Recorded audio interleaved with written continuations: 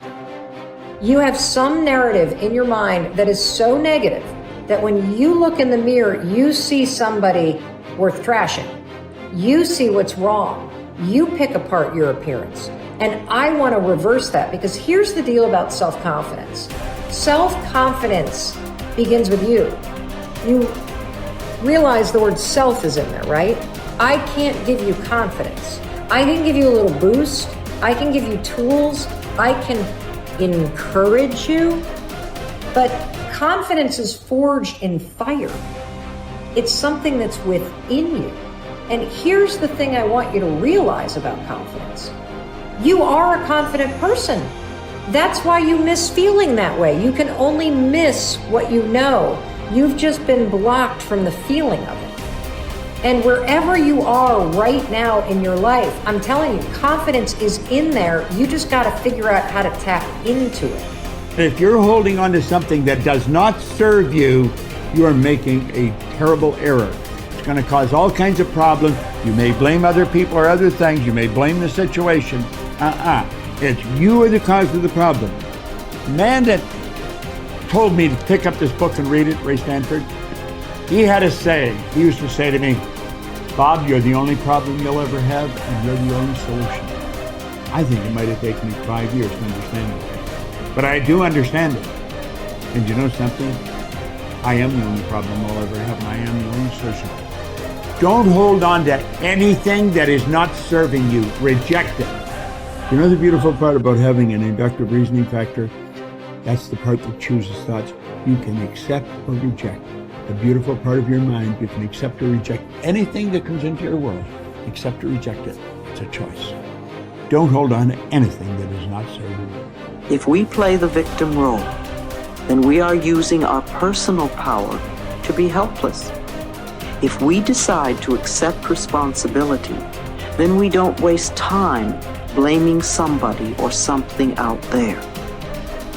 Some people feel guilty for creating illness or poverty or problems. They choose to interpret responsibility as guilt. And some members of the media like to refer to it as New Age guilt. These people often feel guilty because they believe that they have failed in some way. However, they usually accept everything as a guilt trip in one way or another, because it's another way to make themselves wrong. And that is not what I'm talking about. If we can use our problems and illnesses as opportunities to think about how we can change our lives, we have power. Here's something I want you to keep in mind. Life is a fight for territory. And once you stop fighting for what you want, what you don't want will automatically take over. In the past, if you look at it, people have perceived themselves as victims of everything around them, victims of circumstances. And then we go, oh, I'm sorry, life did not give me those wonderful things that other people have. And the simple reality is, no, if you have an issue, it's not the outside. This is what we've always, universe, give me something. We now know that our issues are internal. It's our own subconscious beliefs that we've been programmed with of disempowerment. Like when a child is growing up and getting its programs, so think of what things parents say. Oh, you don't deserve this. Who do you think you are? I mean, the parents didn't mean that for your whole life. They were trying to, goad you, needle you to make a change. So they would say these things. 95% of our life comes from those programs. So if you have disempowering beliefs about who you think you are, because you got them from other people, that's how you know who you are. These disempowering beliefs play 95% of the day in an average person's life. So I say, yeah, well, my wishes and desires, I want success, I want great relationships, I want all these wonderful things, I want health. I go, well, that's conscious mind, because conscious mind's creative. But as science reveals, only 5% of the day are we operating from our own personal wishes and desires. 95% of the day we operate from the programs that we got in the first 7 years. And if those programs, which psychologists have told us 70% are negative and disempowering and self-sabotaging, I say, good, apply these 95% of the day in your life, and you realize why your life is a struggle. It's not a struggle because the universe is not providing. It's a struggle because your own consciousness is not accepting.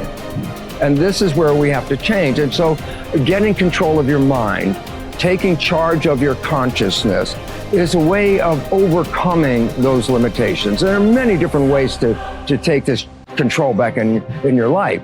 And one of them is the ability to, like in yoga, for example, to be the master of your mind and not let it run the monkey mind. Let it run. No, I want this. Don't let this other one go.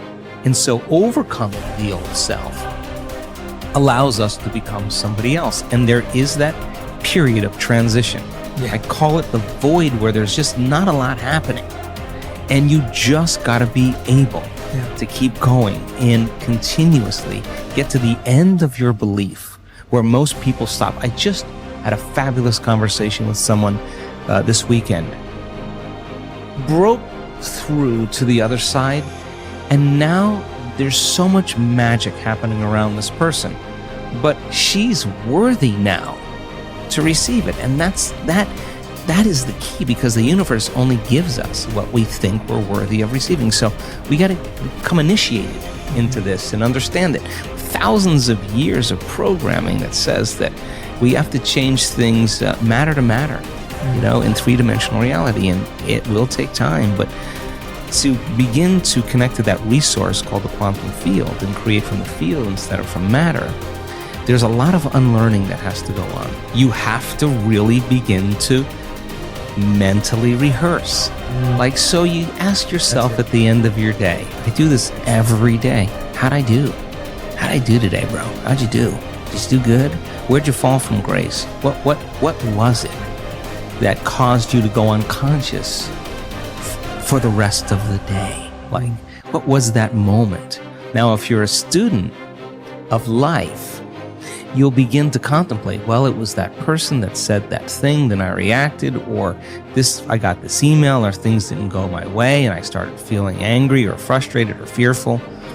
The next time that happens, how could I evolve my experience? Now, you may have to search for some answers of the best model to build, or you may actually have a long contemplation and start to go, God, the next time that happens, I think I'm going to do this, or I'm going to do that, or I'm going to plan my behaviors. And the act of closing your eyes and rehearsing what you're going to do begins to install the neurological hardware in your brain to look like you already did it. Now the brain is no longer a record of the past. Now it's a map to the future. And if you keep installing that hardware, the hardware will become a software program, which means you'll just start acting like a happy person. Why? There's no magic there. You installed the circuitry. So that's more important than the news. Right. It's more important than answering any email or any text. It's more important than talking about your past. If you want to enjoy self-confidence on the outside, you must practice complete integrity on the inside. The foundation of self-confidence is for you to live your life consistent with your innermost values and principles, while thinking and acting in harmony with your highest aspirations. Men and women with the most solid self-confidence are those who are absolutely clear about what it is they believe to be right and good and worthwhile, and who live their lives consistent with these values. Everything they do or say is an expression of their innermost convictions. Your whole world can fall down around you, but as long as you know that you are doing the right thing, you will have a deep inner sense of calm that will manifest itself in an attitude of confidence and self. In an attitude of confidence and self-assurance in any situation. You will have many ups and downs in life. But what is most important is that you remain true to yourself. Your true values are only expressed in your actions, in what you do. You can tell what you truly believe by observing what you do in any situation in which you have to make a choice, especially when you are under stress and pulled in two directions at once, with opposing demands or responsibilities. This is when your true values are revealed. The action that you take in any given situation will tell you which of your values is uppermost or whether you have any values at all. It is not what you say, hope, wish, or intend, but only what you do that counts. Your choices of the actions you take tell you unerringly who you really are.